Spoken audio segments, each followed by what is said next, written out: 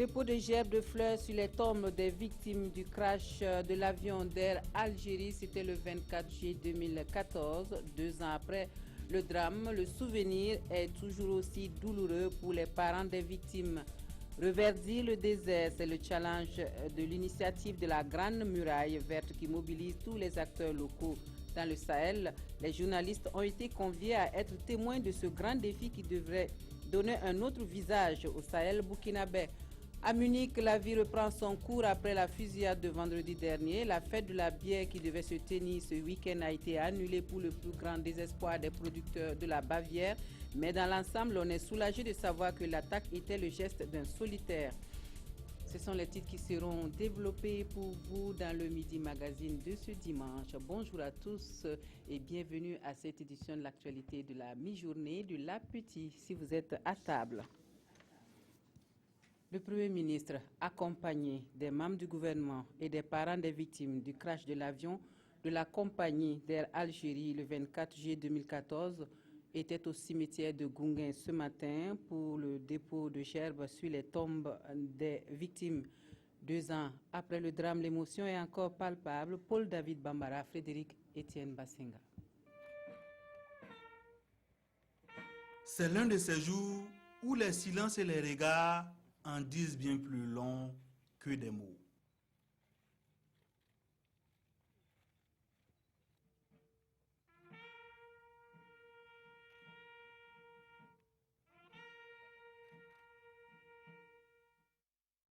C'est l'un de ces jours où une simple poignée de main te touche le cœur.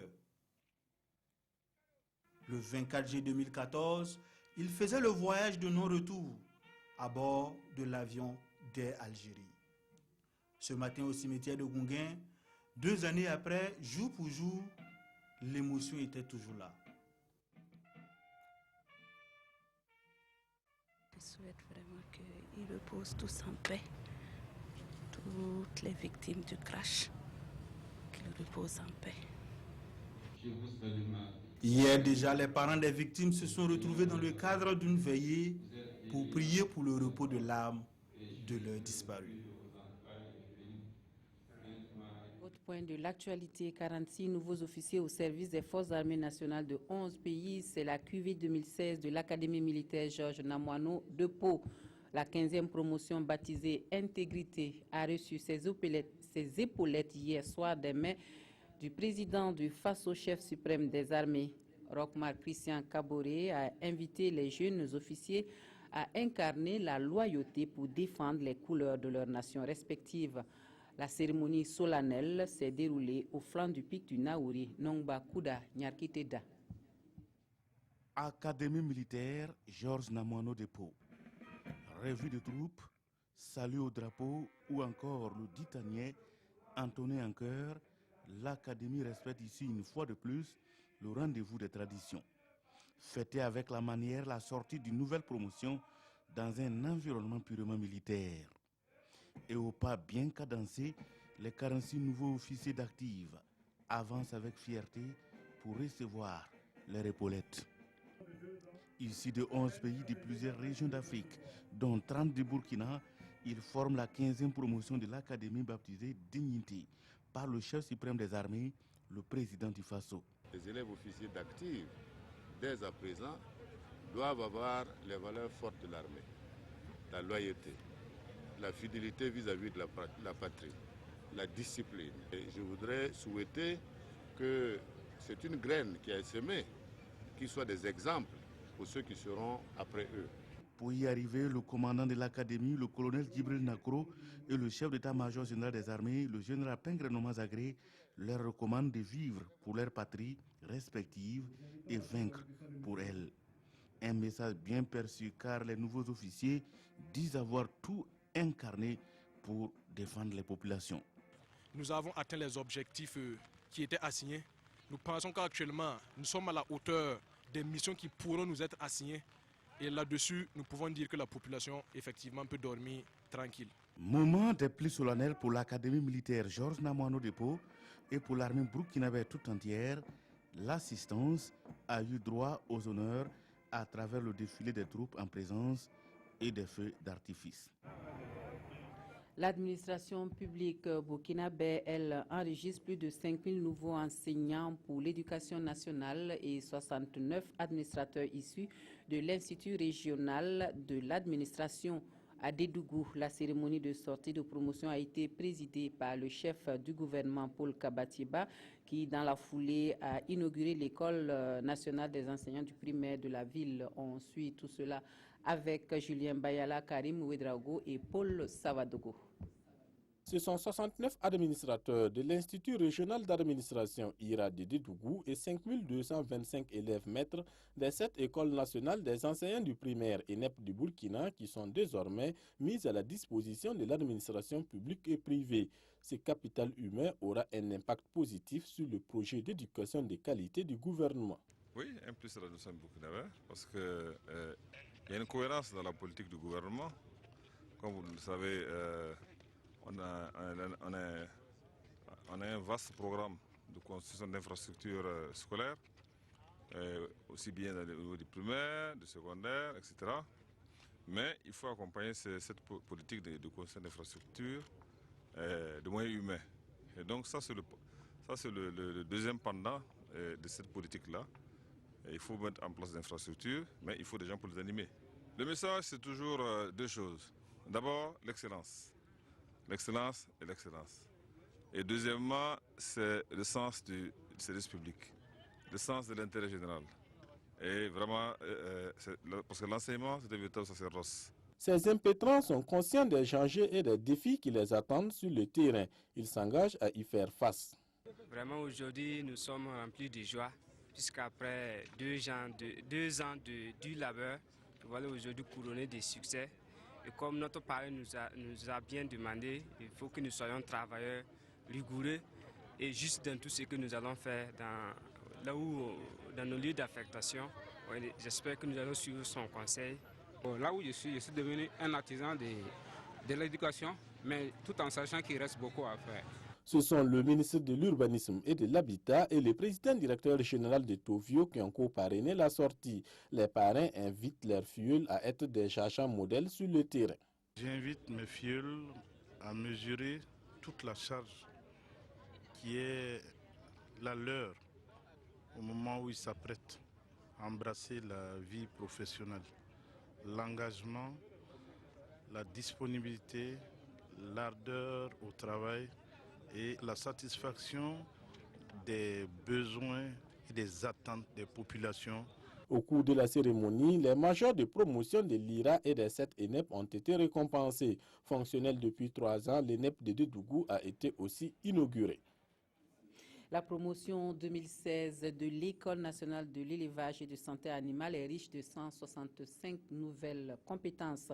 Civisme et engagement patriotique, c'est le nom de baptême de cette promotion sortante de l'ENESA, dit l'arrêt Ismaël Diloma Sirima. Ils sont 165 agents prêts à servir dans le secteur de l'élevage. Les uns ont passé 2 années et les autres 3 à apprendre les techniques d'élevage. Cette promotion qui a pris pour nom de baptême civisme et engagement patriotique est consciente des défis qui les attendent sur le terrain. Nous sommes vraiment disposés, au terme de 2 ans de formation, vraiment nous engager pour la lutte pour le développement du secteur de l'élevage. C'est également un bonheur pour la direction qui a mis les bouchées doubles pour assurer la formation de ces nouveaux diplômés. C'est un sentiment de joie et de mission accomplie. Et en ce sens que lorsque nous formons des agents de qualité, nous contribuons au développement de l'élevage et de ressources halieutiques. Au ministère des Ressources animales, la politique est désormais à l'intensification de l'élevage. Cette sortie de promotion tombe ainsi à point nommé. Et à cet effet, Samanogo Koutou leur a tout simplement demandé d'être professionnels. Il faut qu'ils travaillent et qu'ils travaillent encore dans la discipline, dans le civisme, dans le patriotisme et dans l'intégrité. À cette sortie de promotion, il y avait aussi une exposition qui a servi aux élèves de l'École nationale d'élevage et de santé animale de montrer leur savoir-faire. Autre point de l'actualité, le train de la coopération bilatérale entre le Burkina Faso et le Royaume de Belgique de nouveau sur les rails. Une reprise de bonnes relations sur des chapeaux de roue avec la signature à Fada de 2 conventions qui mettent à la disposition du gouvernement burkinabé plus de 9 milliards de francs CFA pour des projets axés sur l'accès à l'eau potable et à l'assainissement et le droit à la santé de la reproduction dans cette ville. Désiré Ilboudo, Lambert Soma. En paraphant ici à Fadangourma ces documents, l'ambassadeur du Royaume de Belgique au Burkina et le ministre de l'économie, des finances et du développement matérialisent ainsi la reprise de la coopération gouvernementale entre les deux pays. Désormais, le Burkina Faso fait partie des 14 pays dans le monde à bénéficier d'une coopération financière avec le Royaume de Belgique. C'était une volonté politique d'appuyer le Burkina dans le processus démocratique qui a été enclenché en 2014 en fait. C'est aussi une expression de la volonté de concentrer, de cibler notre coopération bilatérale sur les pays les moins avancés, dont le Burkina fait encore partie malheureusement. Et donc cette décision a été prise en 2015 et c'est aujourd'hui qu'on met ça en œuvre. Dans l'une des conventions signées, la Belgique met à la disposition du Fonds des Nations Unies pour la population la somme de 5 millions d'euros, soit 3 milliards de francs CFA, pour la mise en œuvre d'un projet visant à accroître le droit à la santé de la reproduction des adolescents et des femmes dans les régions de l'Est et du Centre-Est. D'un coût global de 6,5 milliards de francs CFA, l'autre signature de convention de financement est pour la mise en œuvre du projet d'appui au droit à l'accès à l'eau potable et à l'assainissement de la ville de Fadangourma qui souffre d'un manque d'infrastructures dans ce domaine. C'est un sentiment de fierté légitime, de satisfaction, parce que ça va nous permettre de régler un problème que nous connaissions depuis des années à Fada. Il y aura un nouveau château d'eau qui va être construit. Ensuite, le maillage à l'intérieur de la ville va s'améliorer avec davantage de fontaines, de branchement d'eau à domicile dans les familles. Pour ce dernier projet, les études sont déjà en cours. Les différentes parties ont d'ailleurs effectué une visite terrain sur les berges du barrage de Tangiari qui alimente en eau la ville de Fadangourma et où certainement de nouvelles infrastructures seront construites. Les ministres en charge des transports du Burkina Faso et du Togo, eux, se sont retrouvés à Saint-Cancé pour une séance de travail sur le poste de contrôle juxtaposé dans cette localité et le règlement 14 de l'UEMOA sur les normes établies pour veiller à la limitation de la charge transportable par catégorie de véhicules. Il est question là d'harmonisation des positions des deux pays, des précisions avec Césaire Carfo et Ismaël Diloma Sirima.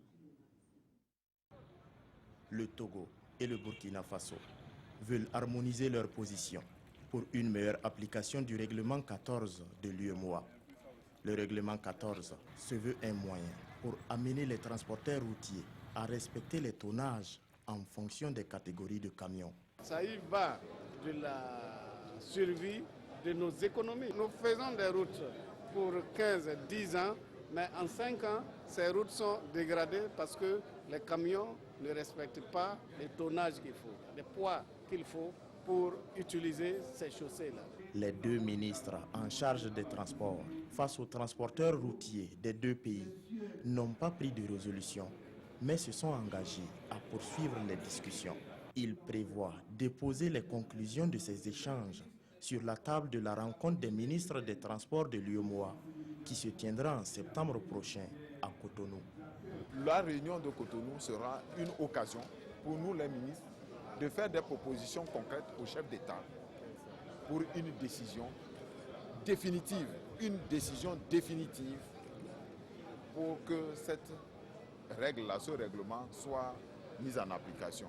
Avant de rencontrer son homologue togolais à Saint-Cancé, Souleymane Soulama a de nuit comme de jour marqué des arrêts sur l'axe Ouagadougou-Saint-Cancé pour s'enquérir de l'état du transport routier ainsi que des préoccupations des acteurs. Le syndicat national des secteurs de la jeunesse, de l'emploi et de la formation professionnelle revendique que la formation des jeunes dans le cadre du programme de formation de 5000 jeunes en entrepreneuriat soit confiée au cadre du département de tutelle.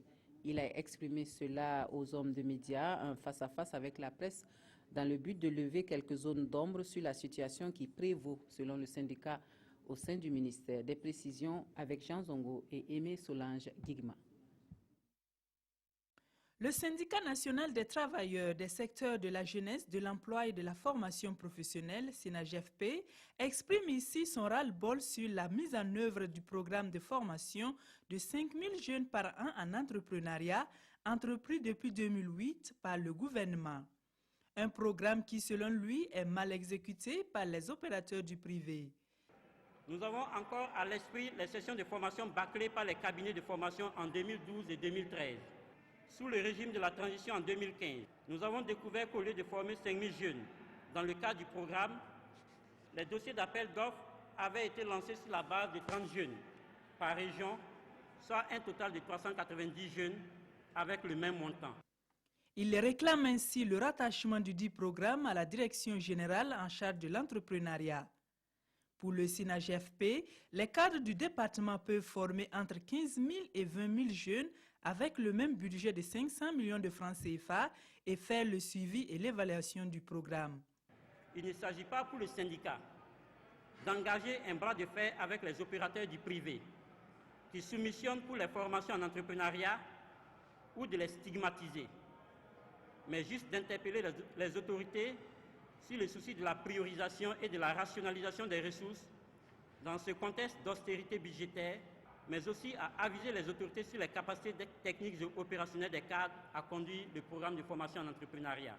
Au cours de cette conférence de presse, le SYNAGFP a également exprimé son indignation quant à la non-prise en compte de sa plateforme revendicative par le premier responsable du département et somme celui-ci de revoir sa copie. Il compte entreprendre des actions si rien n'est fait pour améliorer la situation. Les experts des questions de population dans la sous-région font à Ouagadougou le point sur la démographie croissante en Afrique. Une question à prendre en compte dans les politiques de développement. La rencontre sert également de cadre pour la dissémination des résultats sur la tendance de la fécondité en Afrique subsaharienne. Gérard Somé Mounira Kéré pour les précisions. L'Afrique subsaharienne est la région où la baisse de la fécondité tarde à se constater. C'est ce qui ressort de l'atelier de dissémination sur les tendances récentes de la fécondité en Afrique. Des spécialistes du domaine venus du Burkina, du Bénin, du Cameroun et du Sénégal partagent les expériences sur la question. Contrairement aux autres régions du monde, l'Afrique, notamment à sa partie au sud du Sahara, l'Afrique subsaharienne est la région où le processus de transition démographique met encore du temps à se mettre en place. Et pourtant, des efforts sont faits dans le domaine du planning familial. Malgré tout, la démographie dans cette partie de l'Afrique connaît une croissance. Pour y remédier, les spécialistes proposent des solutions. En matière donc d'opportunités politiques, il va falloir questionner un certain nombre d'aspects. D'abord nos données. Il faut que les données soient des données qui traduisent vraiment les besoins des sociétés africaines. Parce que c'est certainement ça qu'on n'a pas encore suffisamment compris et qui fait qu'il n'y a pas encore ce qu'on attend des populations en matière donc de comportement pour le bien-être de ces populations-là. Donc la première des choses, il va falloir questionner un peu nos réalités endogènes, c'est-à-dire les savoirs locaux traditionnels. Dans quelle mesure ces pratiques et ces besoins du passé sont encore actuels? Qu'est-ce qu'on peut tirer dedans comme positif? Qu'est-ce qu'on peut améliorer pour pouvoir faire des programmes? Pour ces spécialistes, il faut poursuivre la sensibilisation des populations, mais aussi appeler les gouvernants à prendre en compte la question des populations dans leur politique de développement.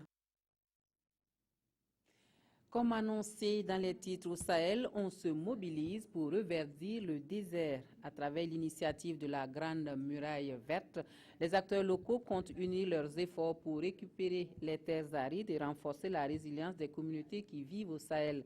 Les potentialités sont importantes en matière d'activités agro-silvo-pastorales et les journalistes ont été conviés à toucher du doigt les réalités et les expériences réussies. Issa Kafando et Tanga Kafando faisaient partie de la caravane de presse. Une forêt au beau milieu du désert. C'est dans le village de Sissé, à une quinzaine de kilomètres de Djibo, où Abdoulaye Diko entreprend depuis 7 ans la récupération de cette terre aride. La méthode, appelée mise en défense, consiste à clôturer un espace d'au moins 3 hectares et y pratiquer d'autres techniques telles que les ailes, les scarifications à l'aide de la charrue Delfino et les cordons pierreux sous la supervision du partenaire l'ONG Tipalga qui les accompagne depuis des années. Non loin de là, Mikhailou Diko emploie les mêmes méthodes et les résultats sont également impressionnants. On leur a dit, vous vous organisez pour surveiller. Une fois qu'on va planter un semencier, il faut des gens qui font la ronde pour éloigner les animaux pendant au moins 2 ans. Ces îlots de forêt est la preuve que le Sahel peut changer de visage, mais à 2 conditions, la volonté et les moyens. Cette conviction est celle de l'initiative de la Grande Muraille Verte pour le Sahel et le Sahara, qui compte s'appuyer sur les expériences réussies pour faire du Sahel une zone propice aux activités agro-silvopastorales et stopper l'avancée du désert. Il faut, de notre point de vue, une organisation, un engagement de l'ensemble des acteurs et puis une synergie d'action. Le Sahel, évidemment, il y a un certain nombre d'acteurs qui interviennent déjà en termes de projets, en termes d'associations, mais il est important que la question de la synergie, la mise en commun puisse se faire pour qu'à terme, et dans un temps relativement court, on puisse mettre à l'échelle l'ensemble de ces bonnes pratiques que vous avez citées. Initiative panafricaine, la Grande Muraille Verte a pour mission de combattre la désertification, la dégradation des terres et de contribuer à améliorer les écosystèmes et la sécurité alimentaire dans la région sahélo-sahélienne. Dans la page culture, nous allons dans la Nyanya pour un phénomène culturel qui demande beaucoup de courage. Il s'agit du fait de se tailler les dents par pure séduction, une pratique qui n'est pas sans conséquences, hélas, sur la santé. Alassane Tiendrebego et Mamadou Ba nous en parlent. Ces jours de marché à Léoura, village situé à une vingtaine de kilomètres de Bogandé. Fidèle à son rendez-vous, Tampala Nadenga propose ses beignets aux passants sous un hangar de fortune. Entre 2 cuissons, elle leur adresse un sourire qui laisse entrevoir ses dents aiguisées. La pratique, jadis prisée ici, tend à rendre le sourire plus beau. C'est une pratique culturelle chez nous. J'avais 12 ans quand j'ai taillé mes dents. Ça rend le sourire plus beau et ça donne envie de voir. Si tu ne fais pas ça, on te prend pour un peureux et on se moque de toi. Cette touche de coquetterie se fait au mépris des règles d'hygiène. On te fait coucher sur le dos. Tu ouvres la bouche et à l'aide d'une pioche, on tape un peu la dent jusqu'à obtenir le modèle qu'on veut. Ça fait un peu mal. Tailler sa dent est néfaste pour la santé car cela entraîne à la longue des pathologies. Vous avez remarqué que chez certaines personnes, particulièrement les incisives centrales, sont de couleur noirâtre. Ils ont changé de teinte. C'est ce qu'on appelle la nécrose pulpaire. Ensuite, les kystes peuvent s'installer parce que les bactéries vont passer à travers ces structures internes-là et s'introduire au niveau du canal dentaire, entraîner la nécrose pulpaire. Mais cette nécrose, lorsque les dents ne sont pas traitées, les bactéries vont continuer leur progression et entraîner des granulomes, des kystes et même des cellulites. Des complications traitées souvent chez certains patients admis au centre hospitalier régional de Fadangourma. Sinon, il y a des gens qui viennent ici avec des mortifications pulpaires. Ça veut dire la pulpe est atteinte et la dent meurt. Et, ça change de couleur. Et ensuite, il y a les abcès dentaires, dits à l'infection même de la dent taillée. Tailler sa dent donne un sourire disgracieux selon les dentistes. La pratique est de nos jours en voie de disparition avec la nouvelle génération. À Orodara, artistes et promoteurs culturels unissent leurs efforts pour promouvoir l'art du récit. Avec comme source d'inspiration les éléments de la nature, ces acteurs culturels veulent apporter un peu plus en tout cas, à la riche culture africaine via les contes, le poème et le slam. Ainsi est né le musée de la parole pour mettre en exergue la nature qui nous parle. Nos oreilles sont dans la bouche de Bitibié Naon et Kadouro Menki. Du bois, taillé sous diverses formes. Un véritable chef-d'œuvre avec comme auteur les termites. L'art des termites, c'est la passion de Moussa Ouattara. D'autres croient que c'est de la folie. Ce n'est pas de la folie, c'est une sensation. C'est par curiosité. Quand tu vas aller voir les termites en bouffée, tu vas voir ça ressemble à quelque chose. Bon, ici, je vois un antilope. Ici, je vois un homme. Donc, ça peut parler de la protection de l'environnement. Cette femme, elle demande la planification. Quand vous allez voir, elle est enceinte et elle porte des enfants partout. Donc, c'est pour cela qu'elle crie comme ça. C'est une charge pour la société, pour la femme. Nous sommes au CCIDS, le Centre culturel d'intégration et de développement social. Un centre qui fait la promotion de l'art oratoire, d'où l'appellation Musée de la parole. Un musée où l'on essaye de comprendre les éléments de la nature. Ces pierres ont été ramassées dans l'objectif de faire la fondation de cette maison. Mais à un moment donné, j'ai commencé à voir des images. Et bon, il faut en faire une exposition. Cette pierre qui est là, elle représente les 3 étapes de la vie. À l'enfance, on a terre. Terre, il y a beaucoup de poids sur nous. Comme vous voyez ici, il y a beaucoup de poids sur nous. Et on arrive à grandir, bien sûr, en Afrique, je suis dans le contexte africain, on arrive à grandir avec ce poids. On grandit avec ce poids, on tend à la jeunesse. Voilà. À ce moment, on pense que tout nous est permis. On veut décrocher même le ciel. Mais à un moment donné, avec l'âge, beaucoup de choses commencent à se dire sur nous, à l'image de la meule. Parce que quand vous prenez la meule, il y a beaucoup de choses qui s'écrasent sur elle, mais elle supporte quand même. Donc c'est les 3 étapes de la vie, et là ça représente carrément la vieillesse, la sagesse, demande à l'homme de se rabaisser et de supporter beaucoup. Donc voilà aussi un symbole. Et de part et d'autre, voilà, les arbres que vous voyez, c'est le triste constat, hein? L'homme, c'est la destruction. Le CCIDS, un temple du savoir, selon ses membres qui sont majoritairement des élèves.